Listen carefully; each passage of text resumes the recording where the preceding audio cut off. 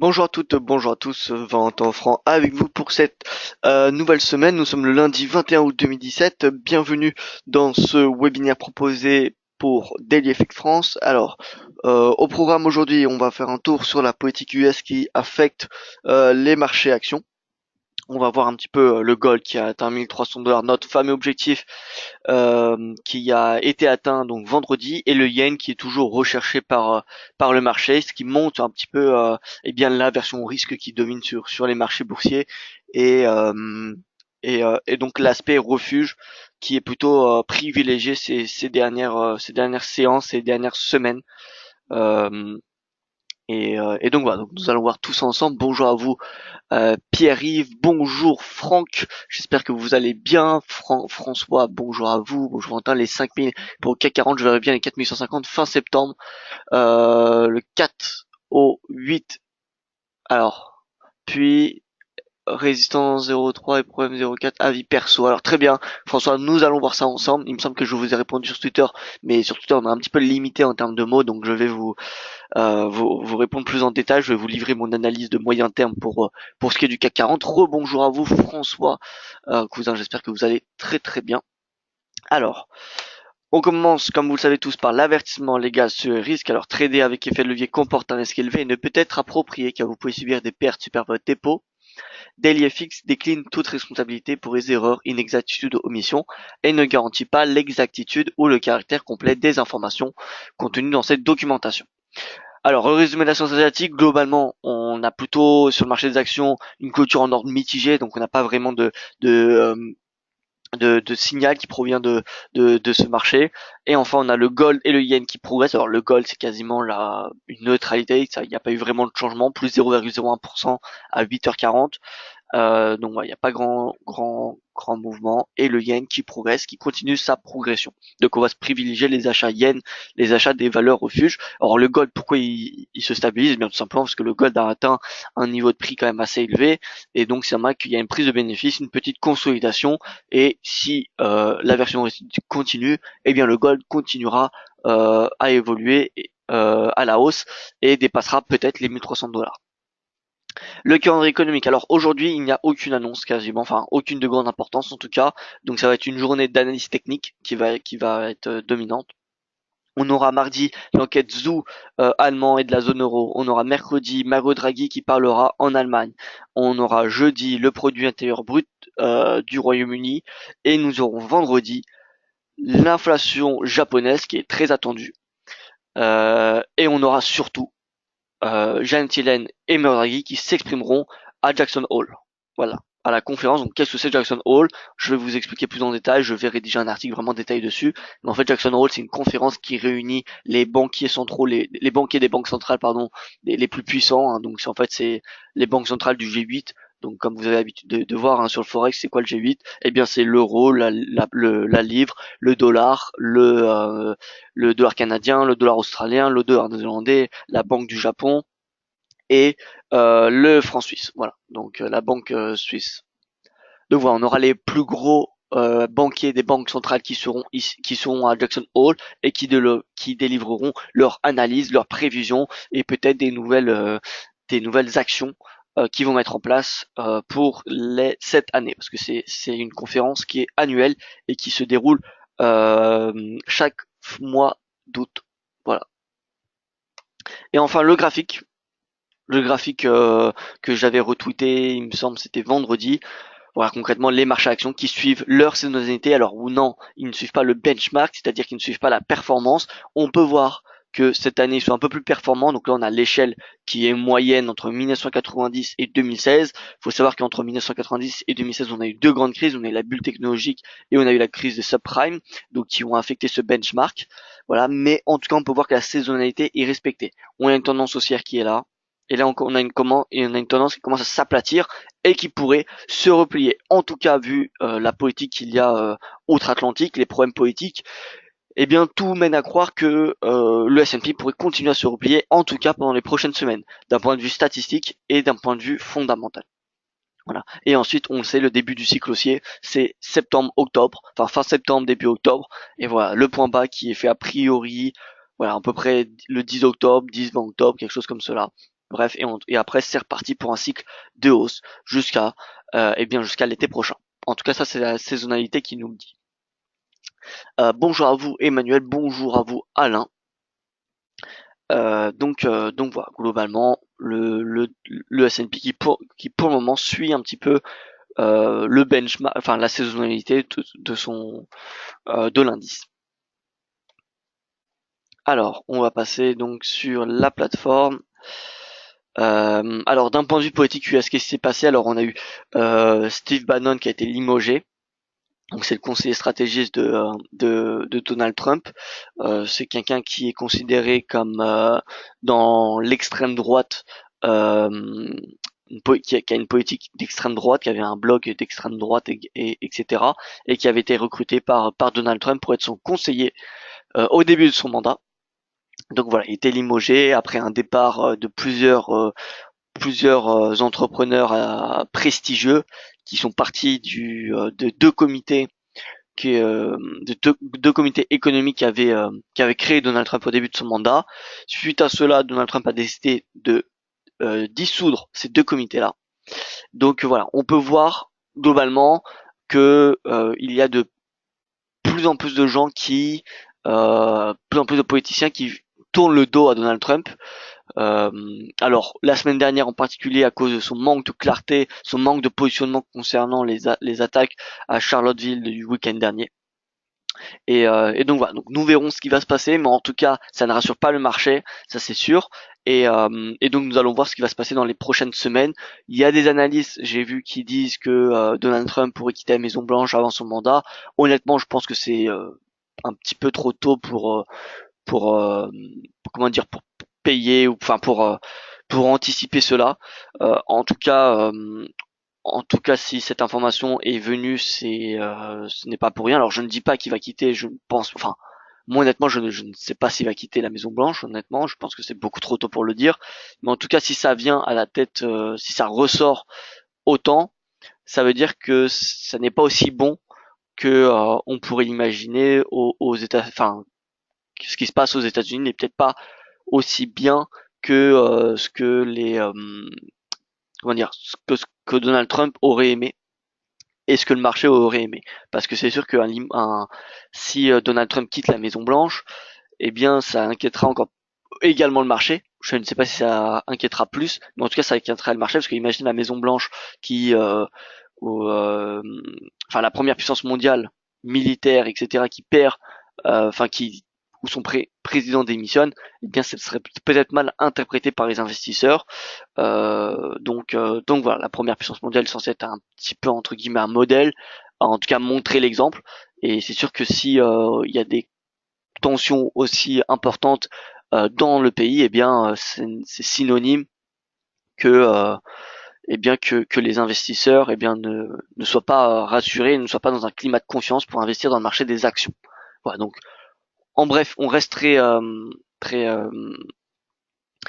très à jour sur la politique américaine, sur ce qui se passe, le limogeage ou la démission de comment dire, certaines personnes qui forment le gouvernement de Trump ou certains entrepreneurs prestigieux qui aident Trump. Eh bien, ce n'est pas une information qui est très très bien pour le marché. En tout cas, ça ne rassure pas, ça inquiète même, et c'est pour ça qu'on voit le gold et le yen progresser. Donc a priori, nous devrions voir le gold et le yuan progresser encore pas mal de temps, sachant que le gold, même avant ce qui se passait même avant cette semaine qu'on a connue, eh bien le gold faisait mieux que le S&P 500. Trois quarts du temps, on va dire deux tiers du temps cette année, le gold superformait le S&P. Donc ce n'est pas pour rien. C'est simplement parce que les marchés, dans le fond, se couvrent, se diversifient. Et voilà, on a des nouveaux records à Wall Street, oui, mais le gold fait beaucoup mieux que Wall Street depuis le début de l'année. Alors bonjour à vous Jamal et voilà, bonjour à vous. Alors on passe donc sur le DXY qui a rebondi très doucement ce matin, plus 0,06%. Alors le graphique de long terme, il tient toujours, regardez un petit peu. Voilà, on est sur plus de 2 ans d'historique à peu près. Donc sur 2 ans d'historique, on a ce niveau de support de long terme qui tient. Alors tant qu'on n'a pas de cassure, j'ai envie de dire que les positions devront être privilégiées à l'achat sur le dollar US. Néanmoins, on a JTN qui s'exprime vendredi, donc attention. Je vous rappelle, La semaine dernière, on a eu une Fed qui était assez divisée. Certains membres étaient pour une hausse des taux, pour continuer la hausse des taux malgré une baisse de l'inflation, et, et certains membres souhaitaient mettre en pause le cycle de hausse des taux avant de revoir une inflation à 2%. Voilà, on avait vraiment une division vraiment importante au sein de la Fed. Donc concrètement, on ne sait pas vraiment ce que va faire la Fed dans les prochains mois, dans la prochaine année. Concrètement, elle peut aussi bien mettre une pause sur son cycle de hausse des taux et ne pas faire sa réduction de son bilan pendant, je sais pas, plusieurs mois ou voire un an. En tout cas, tant que l'inflation ne revient pas à 2%. Et elle peut très bien continuer son cycle de hausse des taux. Donc concrètement, c'est un petit peu le flou ce qui se passe. Et donc à Jackson Hole vendredi, nous aurons beaucoup plus d'explications là-dessus. Donc ça peut être autant des bonnes informations pour le dollar que des mauvaises. Donc restons vigilants quand même s'il faut privilégier d'un point de vue technique les positions acheteuses. Voilà, ne pas trop s'exposer non plus sur le dollar. Ça me semble quelque chose d'important, surtout qu'entre la politique US et la Fed, en ce moment, il n'y a pas vraiment de direction, en tout cas d'avenir très très clair. C'est un petit peu tout flou ces deux politiques. Donc voilà, faut rester vigilant sur son exposition sur le dollar, en tout cas d'après moi. Mais techniquement, le dollar US, vous voyez, le RSI est haussier, ce qui montre un momentum qui est plutôt bullish. Techniquement, il pourrait revenir jusqu'aux 95 points. 94, 71, 95 points. En tout cas, c'est le support, c'est le rebond que j'envisage au minimum. Voilà, ça me semble le minimum qui revient à 95, et ensuite nous verrons bien où le DXY se dirigera de nouveau. Mais voilà, concrètement cette semaine, faudra faire attention même si c'est en fin de semaine, je vous l'accorde, c'est à 16h vendredi, donc on a toute la semaine où Jean Etienne ne s'exprimera pas. Mais mais bon, cette semaine, je suis plutôt haussier sur DXY. Alors, je ne dis pas que ça va être la devise qui va super former le Forex, mais en tout cas, je privilégierai les positions acheteuses. Donc voilà pour ce qui est du dollar, on fait un tour des paires majeures, ensuite on fait un tour de certaines paires croisées, l'euro-dollar avec toujours une divergence baissière, le RSI qui ne casse pas 50, en cas de cassure on aura un triple signal baissier, je vous rappelle, la divergence, la cassure de 50 et la cassure du canal de momentum. Voilà, donc personnellement moi je suis plutôt baissier sur l'euro-dollar, baissier jusqu'à où? Eh bien baissier jusqu'à 1,15 je dirais. Je vous rappelle, depuis peu on a l'euro qui est la devise la plus payée depuis le début de l'année. Et bien que c'est bon signe, ça veut dire que le marché eh bien paye l'euro. Pourquoi? Eh bien parce qu'il y a des indicateurs économiques qui sont en forte progression. Donc ça c'est bien. Mais par contre ça ralentit, ça a un impact sur l'inflation. Euh, une hausse de l'euro ou une hausse de n'importe quelle monnaie, ça impacte l'inflation. C'est pour cela que quand on a une baisse des taux ou un quantitative easing, la monnaie se déprécie. C'est fait pour cela. Euh, et donc ça permet de faire revenir l'inflation. Donc là on a un impact fort de l'inflation, enfin on a un impact quand même important qui permet de réduire l'inflation, donc ça ne se voit pas parce que les indicateurs économiques prennent le dessus et continuent à soutenir l'inflation, mais c'est clair que si on avait un euro dollar qui était à 1,05 depuis le début de l'année, eh bien nous n'aurons pas le même taux d'inflation qu'on a aujourd'hui. Voilà. Donc Mario Draghi et la BCE, ça commence, je ne dirais pas à les inquiéter, mais en tout cas ils préféreraient voir un euro dollar, et c'est pour ça que je pense qu'à Jackson Hole et demain en Allemagne, Mario Draghi pourrait être plutôt pessimiste. On entend même des analystes, des experts qui disent que eh bien la BCE pourrait décider de continuer ce quantitative easing au-delà de décembre pour faire justement redescendre un petit peu cet euro dollar qui est trop haut, qui évolue trop rapidement à la hausse. Je vous rappelle l'euro dollar qui depuis le début de l'année fait plus de 13%, ce qui est énorme. Ça veut dire que par exemple un bien qui est vendu d'une entreprise française ou enfin européenne de la zone euro pardon, qui est vendu à l'international, donc il est vendu en dollars généralement, eh bien il vaut 13% plus cher d'un point de vue des coûts en tout cas parce que les coûts sont en euros. D'un point de vue des coûts, c'est 13% plus cher. Ça impacte 13% de plus la marge. Donc ce qui est quand même assez important. Voilà. Donc faut bien évidemment faire attention à l'euro-dollar. Moi, c'est pour ça que cette semaine, je suis plutôt baissier. À mon avis, enfin, c'est possible que Draghi, honnêtement, s'exprime à la baisse. En tout cas, faut pas ignorer ce scénario-là. Donc voilà, moi, je suis baissier cette semaine sur l'euro-dollar. Baissier, une pression qui doit venir du dollar. Je pense que le dollar pourrait rebondir. Et en plus de cela, l'euro se replier. Le marché pourrait décider de prendre partie de ses bénéfices. Donc voilà, euro-dollar, direction 1,15. Ça me semble plutôt envisageable sur du court et moyen terme. Ensuite, bien évidemment, je reste haussier et je pense que l'eurodoll ira chercher son canal descendant en place depuis la crise des subprimes, vous voyez. Donc là, concrètement, on pourrait faire un pullback sur ce niveau technique, vous voyez, c'est un niveau technique important, et ensuite repartir à la hausse jusqu'en haut de ce canal descendant. Voilà, donc ça c'est pour une stratégie de long terme, mais pour moi je suis baissier à court terme. Le GBP USD, alors le GBP USD, vous voyez, il casse son canal, alors il le dépasse plutôt, parce qu'il n'y a pas vraiment de cassure, dans le sens que c'est pas un chandelier baissier qui vient briser cette ligne de tendance, c'est juste une traversée. Mais voilà, on a une cassure, c'est plutôt un signal baissier. C'est plutôt un signal baissier. Et regardez un petit peu sur le graphique, donc propriété du prix, on va se mettre en ligne.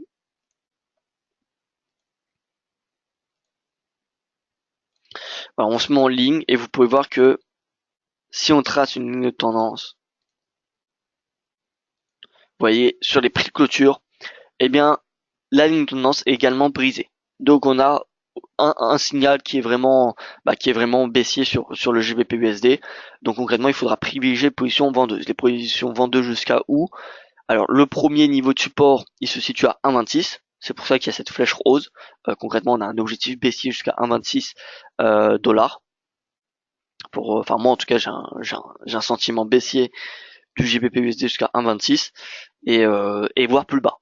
Pourquoi? Alors déjà on a une inflation qui a diminué, alors qui reste très élevée, elle reste à 2,6 ou 2,7% il me semble, ce qui est vraiment important, mais elle a réduit, donc le marché, euh, comment dire, euh, eh bien ne pense plus, en tout cas repousse la possible hausse des taux de la BOE pour justement contrer cette inflation, parce que je vous rappelle, depuis le vote en faveur du Brexit, l'inflation est passée de environ 0,5% à de 0,5 à 2,9. Elle a fait un pic à 2,9%. Pourquoi? Eh bien parce que la livre s'est dépréciée de 20% environ. Donc justement une baisse de la livre, ça fait remonter l'inflation. Donc le marché spécule de plus en plus sur une hausse des taux pour justement que l'inflation diminue. Problème, croissance relativement faible, en tout cas pas suffisante pour remonter les taux. La BOE, enfin l'inflation qui diminue depuis juillet. Un faucon, donc un des membres de la BOE qui se retire, c'est-à-dire qui est dorénavant pour un statu quo. Donc en juin, on avait 3 gouverneurs pour une hausse des taux contre 5 pour un statu quo. En début août, on avait 6 pour un statu quo et 2 pour une hausse des taux. Voilà, donc concrètement, le scénario d'une hausse des taux de la BOE est concrètement bien retardé. Et donc, le marché qui avait spéculé tout ce moment-là, vous voyez, depuis mars, quand il y a une hausse des taux, alors on a également un effet dollar qui a fait remonter le GBP, mais pas que. Donc on avait également cette spéculation, eh bien elle devrait être rattrapée. Donc concrètement, à court terme, eh bien à court terme, alors si vous voulez vraiment du court terme, on va venir chercher ce niveau de prix qui est à 1,2846. Voilà, ça c'est vraiment pour du court terme. Mais honnêtement, donc 1,2846, ensuite ça va être 1,28, la moyenne mobile à 200 jours et ensuite les 1,26. Donc là vous avez différents scénarios pour différents horizons de temps. Donc maintenant c'est à vous de voir vos préférences, mais en tout cas pour moi il y a un potentiel baissier jusqu'à 1,26 sur du court moyen terme. Donc voilà, pour répondre à votre question, François, court terme, on va dire 1,28, 1,28,30, 1,28, tout simplement. Voilà, donc 1,28,15, allez. 1,28,15 sur du court terme. Et ensuite, ça sera 1,27 puis 1,26. L'USD Yen, alors, l'USD Yen, on a toujours une position, comment dire, un scénario haussier jusqu'à 112,40. Alors, que faire? Eh bien, écoutez, c'est sûr que le scénario ne se passe pas comme prévu. On a une hausse du yen qui n'était pas prévue à cause de, eh bien, c'est tout simplement à cause des tensions qu'il y a enfin, les divergences qu'il y a au sein des États-Unis, les risques politiques qu'il y a. Mais alors, d'un point de vue technique, tant que ce niveau de support il tient, tant que les 108,43 tient, j'ai envie de dire que le scénario est encore possible et encore envisageable. Maintenant, si demain on a une cassure, voilà, on a vraiment une cassure en dessous des 108. Si on a une cassure en dessous de 108, alors on pourra oublier ce scénario aussi. Voilà, tout simplement. Donc pour le moment, j'ai envie de dire, ceux qui sont à l'achat, eh bien c'est encore possible. Donc voilà, affaire à suivre cette semaine. Nous aurons beaucoup plus de renseignements, de signaux, je pense, quant à la future tendance de l'USD Yen. On a une divergence haussière à noter sur le RSI. Vous voyez, ici on a des points bas de plus en plus hauts et ici on a des points bas de plus en plus bas. Donc voilà, on a peut-être un rebond qui aura lieu sur le SDN. Donc restons vigilants. Pour moi, je resterai en stand-by sur SDN. Il n'y a pas grand-chose à faire. Le yen, il pousse ce matin. Il a poussé cette nuit. Donc à la rigueur, il faudra privilégier position vendeuse sur du très court terme, mais enfin en intraday. Mais honnêtement, voilà. Pour ce qui est du swing au moyen terme, euh, on est sur un endroit délicat. Donc restons vigilants. L'USD CAD, alors l'USD CAD s'était replié. Pourquoi? Eh bien parce qu'on avait un CAD qui s'était apprécié. On avait un CAD qui s'était apprécié à cause de, alors c'était l'inflation qui a été publiée la semaine dernière, il me semble, qui a été publiée supérieure à ce que prévoyait le consensus. Donc on a eu un repli. On avait néanmoins notre premier et deuxième objectif, donc 1,2717 qui avait été atteint, ensuite 1,2765. Et je maintiens, donc le troisième objectif c'était les 1,30 et je maintiens ce scénario-là. Le pétrole est plutôt baissier, moins 0,51%. Vous voyez, après avoir bien rebondi vendredi, eh bien il se réoriente à la baisse, ce qui donne une marge de baisse sur le dollar CAD et donc ça devrait faire remonter mécaniquement le cours de l'USD CAD. Voilà, donc le cours de l'USD CAD, je pense que cette semaine, il peut revenir chez les 1,27, voire 1,2765, et à moyen terme, tant que le DXY tient son niveau de support, comme je vous dis, à 93 points, il y a un potentiel haussier jusqu'à 1,30. Le NZD USD. Alors le NZD USD consolide, on a concrètement deux devises qui sont relativement neutres ces derniers temps, NZD et l'USD. Il suffit de regarder un petit peu alors, ouais, sur le Twitter, j'ai tweeté ce matin le graphique du Forex ces 5 derniers jours. Et donc, hop, voilà. Donc voilà, ça c'est les tendances du Forex qui a été publié donc ce matin, il y a 51 minutes, comme vous pouvez le constater. Et on peut voir donc le yen, l'euro qui sont leaders sur 5 jours glissants. Et à l'inverse, le NZD et le DXY, donc NZD en violet, le DXY en vert, vous voyez que eh bien ils sont les deux en repli, il n'y a pas vraiment de tendance qui est sur le NZD USD ces derniers jours. Nous, ce qu'on cherche en tant que trader de tendance, c'est une devise qui est forte et une devise qui est faible. Quand j'ai une tendance, une devise qui est forte, c'est une devise qui est orientée à la hausse et une autre qui est orientée à la baisse. Alors donc par exemple, là sur ce graphique, on peut voir que le GBP Yen sur 5 jours glissants, c'est la devise qui offrait la meilleure performance. Et le GBP Yen, si on le regarde, on avait un scénario baissier. Mince, alors c'est pas sur TradingView, c'est là-dessus. Hop, GBP Yen. GBP Yen, voilà, on avait un objectif baissier le 11 août, direction les 140. 140 ont été atteints. Que faire maintenant? Eh bien écoutez, il y a un potentiel baissier, je dirais jusqu'à 139. Au-delà, ça va être compliqué. Euh, En tout cas, tout va dépendre du yen. Tout va dépendre du yen, donc restons voilà, vigilants dans le sens que eh bien tout va dépendre du yen. Donc en fait, tout va dépendre de la politique américaine. Si on a des tensions, des comment dire, si on a un Donald Trump qui améliore un petit peu son image, alors le yen, le dollar sera payé et donc le yen sera vendu. Voilà. Et donc le GBP yen remontera. Maintenant, si on a toujours comment dire, des inquiétudes aussi palpables aux États-Unis, eh bien le yen devrait continuer de s'apprécier, ce qui devrait faire pression sur tout le forex et sur le GBP. Le GBP qui est une des devises les plus faibles ces derniers temps, surtout depuis le premier, alors depuis le 4 août. 4 août, date à laquelle, vous voyez, c'était ici, jeudi 3, pardon, 3 août, date à laquelle, eh bien, un faucon s'est retiré d'une hausse des taux. Voilà, depuis qu'on a un membre de la BOE qui est en plus pour un statu quo. Eh bien, la livre est payée. La spéculation diminue très largement. Voilà, donc GBP Yen, on est à 140,27. À court terme, on a un un support à 139,83. Alors 139,83 c'est tout simplement le seuil psychologique à 140. On peut voir qu'on a deux niveaux de support, 140,38 et 139,83. Donc cette zone de 50 pips représente un niveau de support important. En cas de cassure en dessous, eh bien on ira chercher les 139, voire plus bas. Tout va dépendre un petit peu des chiffres économiques du GBP et de la politique US, comme je vous l'ai dit.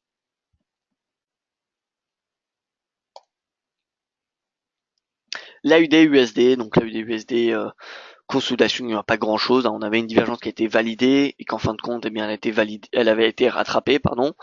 La moyenne mobile à 50 jours qui a fait défaut. Donc voilà, l'AUD-USD, honnêtement, on reste, moi je reste plutôt neutre en ce moment. Depuis quelques semaines, il n'y a pas grand chose à faire. L'AUD est en prise de bénéfice, ce qui est plutôt normal après un rallye haussier qu'on a connu ces 6 premiers mois de l'année. 6 voire 7 premiers mois, l'AUD a été clairement la deuxième devise la plus importante sur le Forex après l'euro. On a eu l'euro, AUD, NZD et ensuite le CAD. Ça, c'était le top des devises depuis le début de l'année. Depuis août, on a l'AUD et le NZD qui est en prise de bénéfice. Et vous pouvez voir que l'AUD est neutre sur 5 jours glissants, 0,14%, donc on n'a aucun changement. Le NZD, moins 0,57, pareil, on n'a pas vraiment de tendance. Par contre, le GBP, le DXY, le CHF, plutôt orienté à la baisse, à l'inverse de l'euro et le yen. Ouais, donc là, les scénarios, les stratégies qui vont être intéressantes aujourd'hui, ça va être achat yen, achat euro. Attention, pour l'achat euro, si vous êtes aussi en intraday sur le DXY, ça va être compliqué d'être à l'achat sur l'euro également. Je vous rappelle, il y a une divergence qui est dite négative entre l'euro et le DXY, c'est-à-dire que quand le DXY est à la baisse, l'euro est apprécié. Et dès que le DXY est à la hausse, l'euro est déprécié. Voilà. Donc ça dépend de votre positionnement sur le DXY en intraday. Mais sinon, en tout cas, ça sera achat yen aujourd'hui. Achat yen, vente GBP. Vente GBP. Moi, comme je vous l'ai dit, je m'abstiendrai de vendre le dollar US. Je suis plutôt haussier. Mais sinon, le CHF et le NZD, ça peut être intéressant. Donc, CHF yen, par exemple. Donc GBP yen, on a dit un scénario. CHF JPY. Il me semble qu'on avait un scénario, non? Non, on n'avait pas de scénario, excusez-moi. Alors on va tracer niveau de support, résistance. Alors là, c'est CHF yen, je vous rappelle, on a deux devises qui s'apprécient en temps d'aversion au risque. Donc c'est pas forcément la devise avec les meilleures tendances, mais bon. Voilà, journalier, le yen qui fait pression et qui pourrait faire replier le CHF jusqu'à 111 yens. Voilà, tout simplement. On va tracer l'objectif, mais encore une fois, le CHF, il suffit qu'il y a une aversion pour risque plus important et le CHF sera payé. D'autant plus qu'on a une divergence haussière qui est en train d'être... Alors on va supprimer ce scénario. Voilà, j'avais pas vu. Mais regardez, on a une divergence haussière qui est en place. En 4K sur 50, ça validera la divergence et le cours pourrait revenir à 115. Donc on peut voir qu'on commence à avoir des divergences sur le yen, l'USD yen, le CHF yen. Donc attention un petit peu aux positions sur le yen. Ne vous exposez pas trop à l'achat sur le yen. Voilà, c'est mon conseil. L'euro GBP boule, nous dit François. Alors oui, l'euro GBP, honnêtement, c'est peut-être l'une des devises avec l'euro USD qui, eh bien, pour ceux qui me suivent depuis maintenant pas mal de temps, eh bien, l'euro GBP, ça fait depuis l'un des premiers webinaires d'EliFX qu'on a à l'achat, fin mai, début juin. On a relevé peu à peu le scénario. 0,89, 0,90, 0,9033, 0,91, 42. Voilà. Maintenant, le marché prend une prise de bénéfice à 0,9142 qui est un plus haut de moyen long terme. Donc c'est normal, on devrait avoir une consolidation, on pourrait même avoir un repli. Vous voyez, moi l'euro dollar je suis baissier, donc ça coïncide un petit peu avec une baisse de l'euro GBP. Le RSI pourrait revenir à 50, et s'il revient à 50, eh bien ce sera une opportunité pour passer à l'achat. Vous voyez, depuis, bon, à part cette petite excursion là, mais concrètement, le RSI n'est pas passé sous 50 depuis le 12 mai. Date à laquelle on a eu le rebond, où on a eu cette tendance haussière. Donc moi l'euro GBP, concrètement, je suis haussier. Néanmoins, à court terme, quand je dis court terme, c'est quelques séances, je suis baissier. Je pense que le marché pourrait prendre une partie de ses bénéfices sur l'euro face à la livre sterling Et s'il revient à 0,90, écoutez, ce sera excellent pour passer à l'achat pour ceux qui ne sont pas à l'achat. Et sinon concrètement le biais de moyen terme il est haussier. Prochain objectif 0,9235. 0,9235 qui correspond à une des dernières résistances de long terme avant la parité. Voilà, donc on a encore de la marge avant la parité, hein, on a encore 1000 pips quasiment, 900 pips pour être précis. Mais c'est quelque chose qui sera envisageable dans je dirais quelques mois, 6 mois, 1 an. La parité sur l'euro GBP, eh bien pourquoi pas. Donc voilà, l'euro GBP est plutôt baissier sur du court terme. Donc voilà, on a CHF Yen, on reste en stand-by. Le GBP Yen, on a un scénario baissier. On a peut-être, une cinquantaine de pips à aller chercher à la baisse. Sinon, nous avons le NZD Yen. NZD Yen, vous voyez, ça consolide, mais concrètement, le billet, il est baissier. Le billet, il est baissier jusqu'à 79. Voilà. Pour ceux qui veulent être à la vente sur le NZD, c'est direction 79. Et sinon, honnêtement, il n'y a pas grand chose d'autre à prévoir. Comme vous pouvez le voir, bon, l'euro, moi je le paye pas parce que, bah, vous voyez, regardez, depuis le point haut sur les 5 jours glissants, donc depuis début août, enfin pardon, excusez-moi. Euh, alors attendez, ce graphique, il est pas depuis en fait 5 jours, hein. Il est depuis un mois. J'ai du mal à cliquer. Donc depuis un mois, vous voyez que le yen et l'euro sont bullish. Alors, j'avais cru mettre euh, alors mettre 5 jours, bon tant pis, on va le refaire rapidement ensemble. Hop. Voilà, donc 5 jours. J'avais dû cliquer sur un, bref, tant pis. Alors JXY, EXY.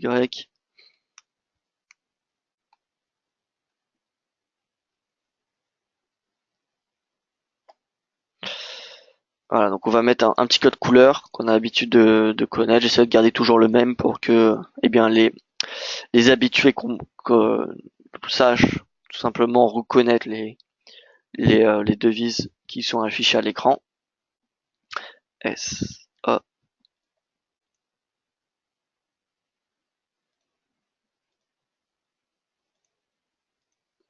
Voilà, donc sur 5 jours. Voilà, on est sur 5 jours. Excusez-moi, j'avais dû mettre un mois. Alors, oui, c'était sur un mois. Bon, tant pis. Alors, sur 5 jours, le CAD payé. Le CAD, l'AUD, le yen qui est bien payé. Donc CAD et AUD plutôt bien haussier. À l'inverse, l'euro, voilà, c'est ce qui me semblait également, l'euro baissier et le GBP. Donc voilà, vous voyez le GBP c'est clairement baissier. Donc CAD, GBP CAD, GBP UD, on va voir ça ensemble.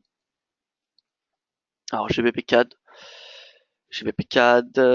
on va tracer le niveau de support résistance. Dites-moi s'il y en a qui veulent une analyse particulière sur une paire forex croisée. Voilà, c'est toujours intéressant si vous avez, je sais pas, du NZD CAD ou ce que vous voulez. N'hésitez pas. On est là pour cela. Tac. Alors vous voyez là, il y a vraiment un fort niveau de support résistance. C'est vraiment important ce niveau. Alors je pense qu'il y en a assez là de niveau de support résistance, honnêtement. Là on arrive sur une période, sur une zone de support important. Donc GBP CAD, on a eu un rebond sur les 1,61. Néanmoins, là c'est parti. GBP CAD, je pense qu'il est parti pour aller chercher les 1,61. Alors, le CAD qui est plutôt, moi j'ai plutôt un sentiment baissé sur le CAD. Néanmoins, est-ce qu'il va sous-performer le GBP? Compliqué à dire. Mais en tout cas, la tendance elle est baissière. Elle est baissière. Euh, donc non, GBP CAD, donc honnêtement c'est baissier, on peut viser les 1,60. Voilà. 1,60 sur le GBP CAD, ça me semble plutôt envisageable.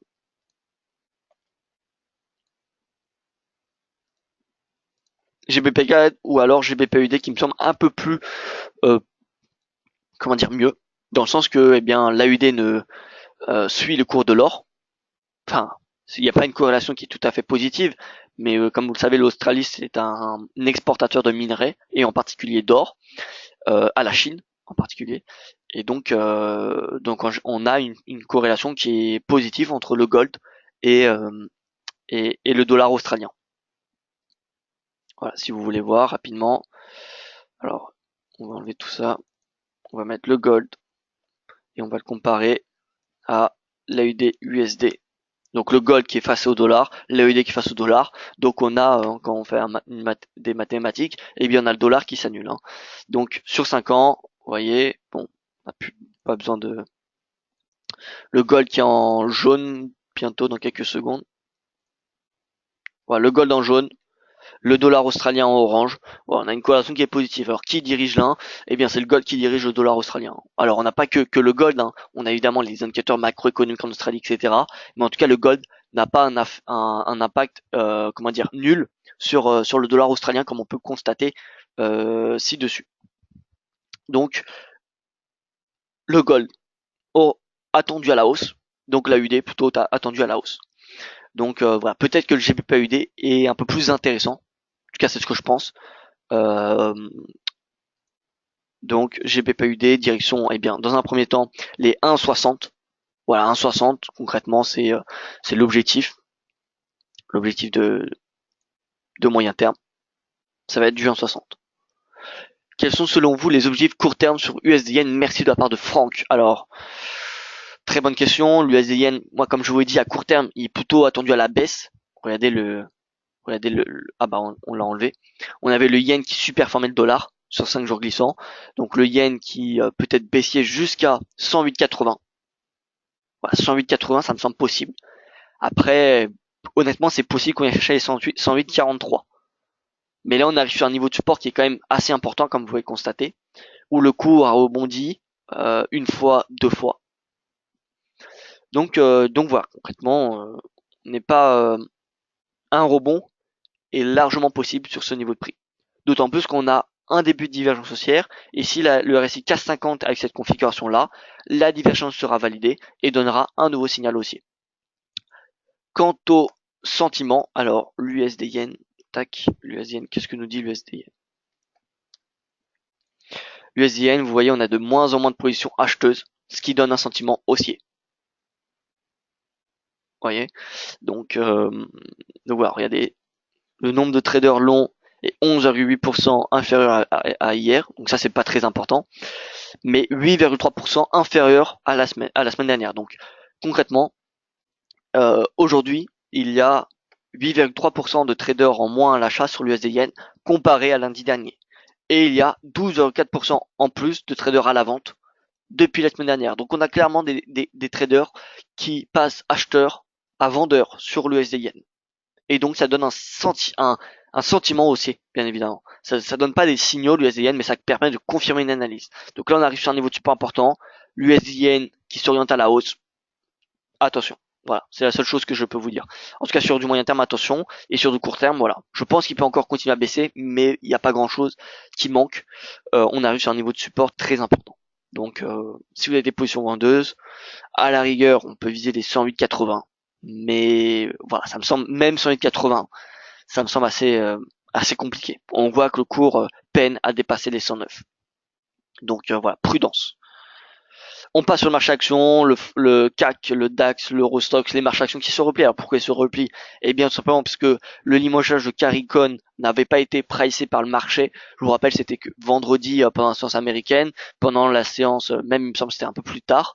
Je ne sais plus exactement c'était à quelle heure précisément, mais en tout cas le marché européen avait clôturé et donc le marché price l'annonce.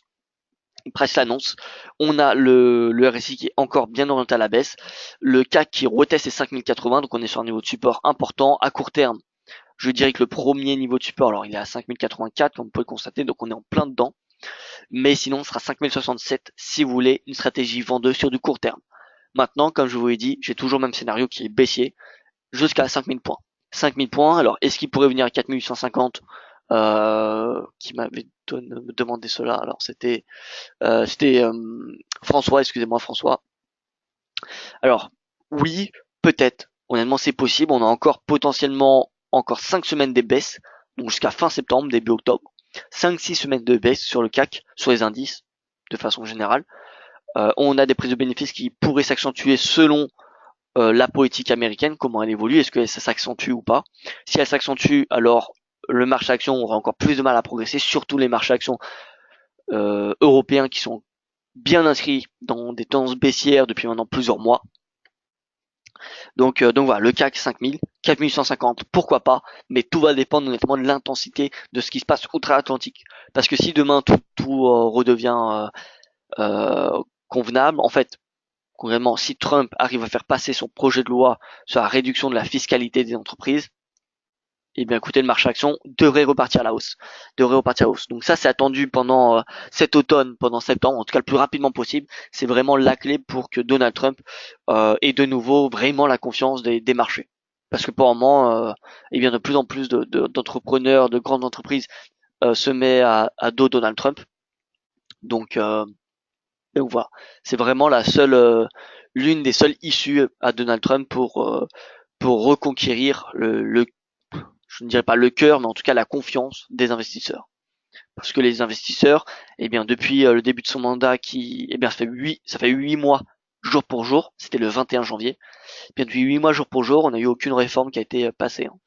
La réforme de l'Obamacare est rejetée depuis maintenant plusieurs mois par le Sénat ou par la Chambre des communes. On a le projet de loi fiscale qui n'a toujours pas été dévoilé.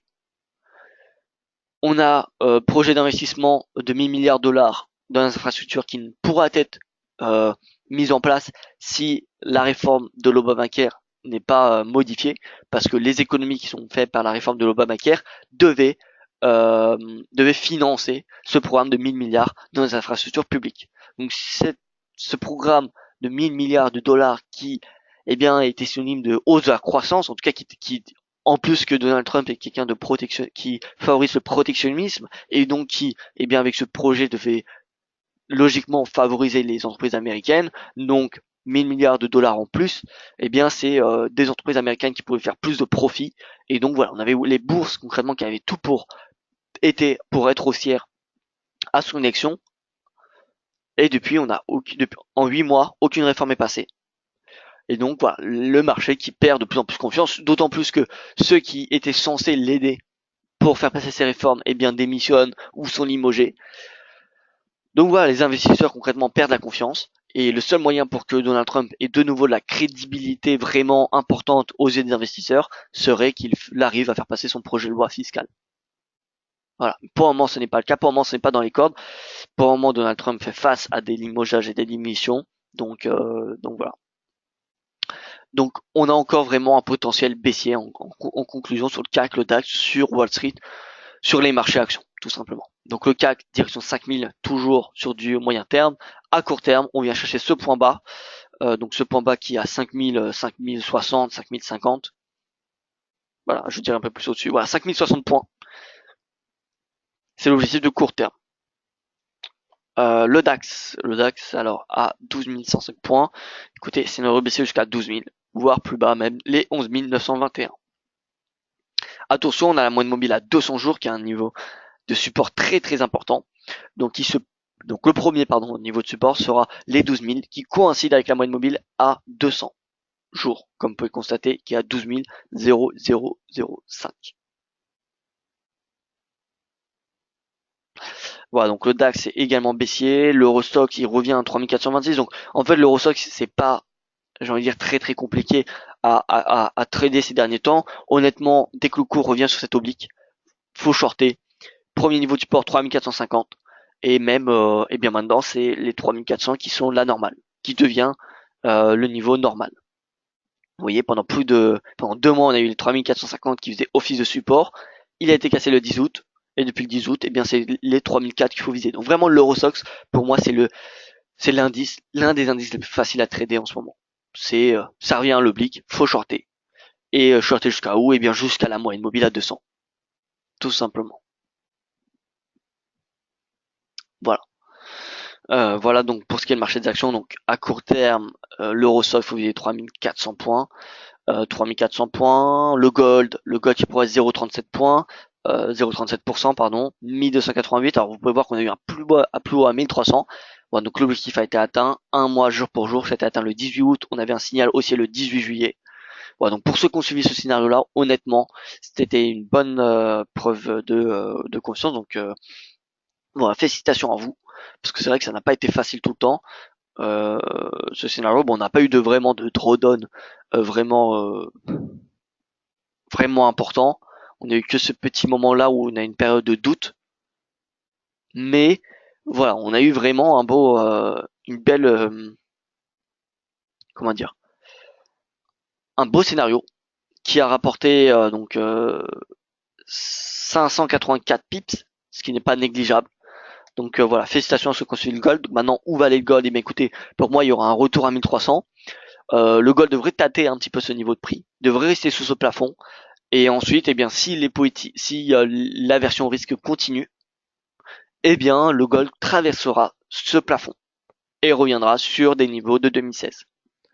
Mais voilà. En attendant, regardez, on voit vraiment que ce niveau de prix est très important. On a un fort niveau de vendeur ici. Quand on peut voir, on avait un vrai chandelier haussier. Et en fin de compte, le cours a clôturé dans le rouge. Donc on a eu tout ça de pression vendeuse. En fait, on a eu beaucoup de prises de bénéfices à 1300. Les acheteurs se sont retirés. On a eu des vendeurs en plus. Donc du coup, eh bien, tout simplement, le gold s'est clairement replié. Voilà. Donc, je vous dirais que le gold, là, à court terme, le potentiel haussier se fait jusqu'à 1289,60. Peut-être au-dessus. Mais voilà, on a clairement vu, ce chandelier nous a clairement fait voir qu'il y a eu une énorme prise de bénéfice à 1300, mais vraiment importante, hein. C'est un chandelier comme celui-ci, avec une mèche aussi importante, c'est à 1300, ce n'est pas par hasard. Voilà, donc concrètement, la Longzor, il pourrait repartir à la hausse après avoir pris des bénéfices. Vous voyez qu'il y a un momentum haussier ce matin. Donc voilà, premier objectif 1289. Donc là, on a peut-être $1 en take profit à aller chercher à très court terme. Maintenant, à moyen terme, je pense qu'il peut revenir chercher les 1300.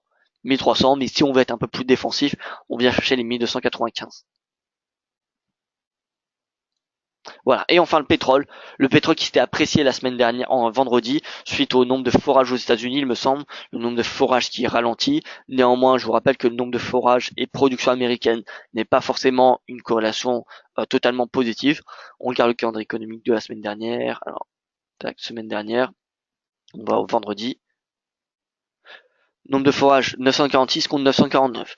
Donc après avoir doublé en un an, plus de doublé en un an, le nombre de forages se stagne depuis maintenant quelques semaines. Néanmoins, attention, c'est pas parce qu'il se stagne qu'on a une production qui diminue. Regardez un petit peu ce graphique-là, ce que j'ai fait vendredi dernier. En marron, vous avez le nombre de puits de pétrole et en rouge, vous avez la production américaine. Voilà, donc le nombre de puits de pétrole augmente. Ça, c'est le nombre de puits de pétrole aux États-Unis. C'est pour ça qu'on n'a pas 900 ici, parce que les 900 qui sont affichés euh, ici, ça va être les nombres de puits de pétrole, donc puits de pétrole et de gaz aux États-Unis. Alors qu'ici, on n'a que les puits de pétrole. Donc le nombre de puits de pétrole est aux alentours de 700, après avoir marqué un plus bas à 300, donc il a plus de doublé, vous voyez, en un an. Néanmoins, quand on a eu cette baisse, vous voyez, on n'a pas eu vraiment de baisse très importante sur la production. Vous voyez.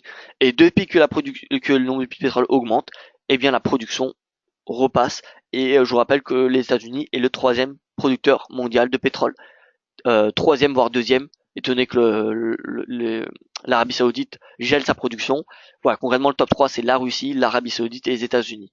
Les États-Unis qui produit pour sa consommation domestique, qui en fin de compte n'exporte pas énormément. Elle exporte, oui. D'ailleurs, elle exporte même en France, hein. On a eu le premier cargo euh, américain qui est venu à Marseille, il me semble, c'était il y a 2-3 ans. Donc c'était la première fois que depuis pas mal de temps que les États-Unis avaient exporté en France. Donc oui, les États-Unis exportent, mais c'est également surveillé pour sa production parce que qui dit hausse de la consommation américaine, hausse de la production américaine, dit baisse de la demande mondiale parce que les États-Unis avec la Chine sont les premiers consommateurs de pétrole, surtout comme on le sait, les Américains sont des grands adeptes du pétrole. Donc forcément une consommation, une offre qui augmente aux États-Unis, c'est une demande mondiale qui diminue. Voilà. Donc donc la hausse de la consommation, c'est celle-là, je pense, qui au final faut regarder. C'est celle-là qui eh bien influence le cours, en tout cas qui aura raison tôt ou tard. Donc voilà. Là, le cours du pétrole diminue. Elle diminue. Pourquoi? Eh bien parce qu'en fin de compte, la consommation, elle augmente. elle augmente avec les prix de pétrole. Maintenant, si les prix de pétrole diminuent aux États-Unis, là pour moi ça se stagne, mais concrètement elle pourrait réaugmenter. Mais en tout cas, si elle diminue, vous pouvez voir qu'on a une baisse de la production qui est assez minime, hein. Là on a une chute des prix de pétrole qui est passée de 1600 environ à environ 300 en l'espace de 2 ans. Et pourtant la production elle est passée de environ 9 millions et quelques à 8 millions 5. Donc en fait, en fin de compte, on n'a pas eu grand chose qui a changé. C'est simplement que les puits de pétrole aux États-Unis deviennent de plus en plus rentables à un prix inférieur et donc ils augmentent leur production. Voilà. Avant, un pétrole de schiste aux États-Unis était rentable à 70 dollars. Maintenant, les experts estiment qu'à 45 dollars, le puits de pétrole de schiste est rentable. Voilà, donc les États-Unis peuvent dorénavant être compétitifs face à l'Arabie Saoudite depuis la baisse du pétrole en 2014. Bref, ce qu'il faut regarder, c'est la consommation et pas que les puits de pétrole. Les puits de pétrole, bien évidemment, ont un impact. On a eu, vous voyez, un nombre de puits de pétrole qui a diminué de 3. On a eu 3 puits de pétrole en moins aux États-Unis, en comptant ceux du gaz, hein, là-dedans. Et pourtant, vous voyez que le pétrole a explosé à la hausse. Mais bon, la consommation reste clairement haussière. La production américaine reste clairement haussière. Donc voilà. Donc moi je suis plutôt baissier sur le pétrole en conclusion. D'un point de vue technique, on a toujours un RSI, comment dire, qui est plutôt orienté à la baisse. Il est plutôt orienté à la baisse. Et regardez un petit peu le RSI, ce qu'il a fait la dernière fois, le 25 mai 17. Il a clôturé en dessous, il est repassé au-dessus, et en fin de compte, c'était qu'un faux signal de hausse. Et donc là, on pourrait revoir la même chose. En fin de compte, ce short de haussier nous permet peut-être de rentrer à l'achat à un meilleur prix que si vous y étiez à 47 dollars. Donc là, concrètement, 48,50, ça se vend pour viser 46,50, voire même 45. Honnêtement, en tout cas, moi, c'est mon analyse technique qui est clairement baissière sur le pétrole. Voilà. Un mot sur l'USD-IN. Ah, encore une fois, oh, d'accord. Alors, DAX retour à 12 000, nous dit François. Oui, DAX retour à 12 000, pour moi, c'est sur du court moyen terme, ça me semble totalement envisageable. Alors, Huawei qui nous redemande une analyse de l'USD-IN. Alors, très bien, Huawei, bonjour à vous. Donc, comme je l'ai dit maintenant pour la troisième fois, l'USD-Yen, pour moi, il y a un potentiel baissier encore très très faible. J'ai plutôt un biais d'un point de vue technique, hein. Il est plutôt haussier mon biais sur du moyen terme. Court moyen terme, on a une divergence qui commence à se former. En cas de cassure de 50 du RSI, eh bien la divergence sera validée. Donc voilà, concrètement, le scénario se passe pour moi pourtant assez mal, pour être honnête avec vous. Mais voilà, on a sur un niveau technique très important. Je vous rappelle que DXY est sur un niveau de support très important et donc il faut privilégier les positions acheteuses sur dollar. Et donc l'USDN, pour moi, il y a un potentiel aussi. Il y a toujours un potentiel aussi. Maintenant, si l'USDN casse les 108, il casse en journalier, hein. Quand je dis casse, c'est une clôture en dessous des 108. Alors, on pourra oublier ce scénario-là et le logiciel sera baissé jusqu'à 105. Voilà, mais pour le moment, on arrive sur un niveau de support très très important. On peut voir que le cours a du mal à dépasser les 109. Regardez, ici, on a eu une excursion, mais en fin de compte, on a clôturé au-dessus. Ici, pareil. Ici, pareil. Donc voilà, vraiment, on n'a pas clôturé en dessous des 109 depuis maintenant, depuis le 19 avril 2017. Donc voilà. Donc pour moi, l'USD-Yen, c'est plutôt un sentiment haussier sur du court moyen terme. Voilà, écoutez, merci à vous pour votre attention. Si vous avez des questions, n'hésitez pas à me les partager sur Twitter, sur les réseaux sociaux. On se retrouve demain à la même heure pour un nouveau point de marché. Et sinon, rendez-vous sur site dailyfx.fr en attendant pour davantage de scénarios, de stratégies qu'on publie tout au long de la journée. Voilà. Merci à vous, excellente journée et à demain.